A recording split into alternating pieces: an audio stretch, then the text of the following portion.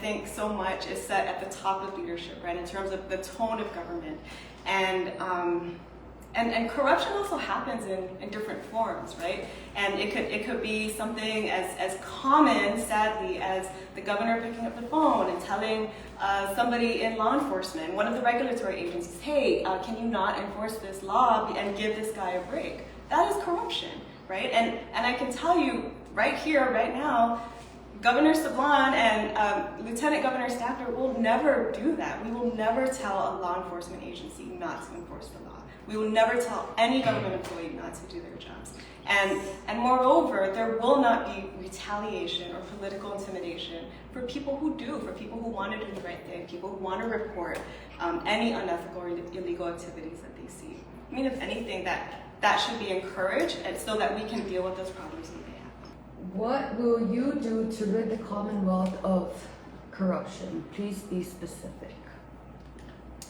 May I start? Yes, please. I guess for me, the whistleblower protection says a lot to how we can combat corruption.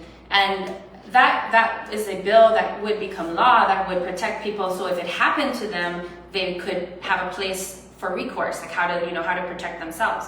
But I feel that with administration, with us at the helm, people wouldn't even have to.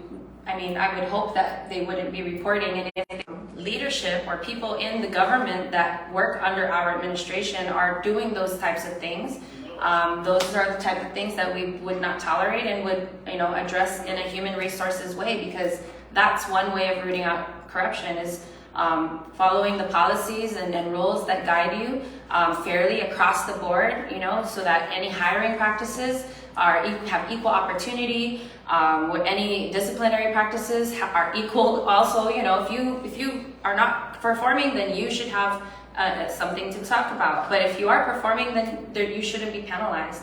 And so, I guess for me, that is how I envision rooting out corruption or combating corruption in the actions that we take personally. So, how are you going to spend the remainder of the federal funds come January 2023 if you're elected?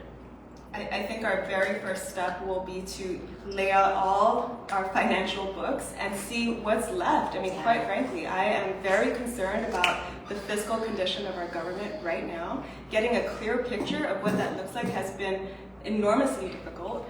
We're still trying to get the Secretary of Finance in to provide a report of not just all the federal funds, but all the CNMI funds, because we're hearing reports from agencies about shortfalls and remittances of local CNMI funds.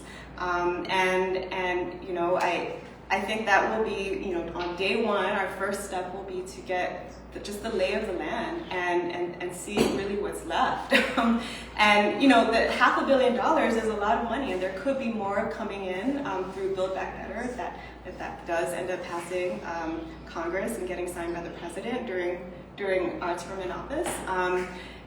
So as I said earlier, building up our educational institutions, building up our healthcare system, and then our infrastructure. I mean, it's 21st century, 2022, and the people of the CNMI still don't have 24-hour drinkable water from the tap. And something as basic as that, right?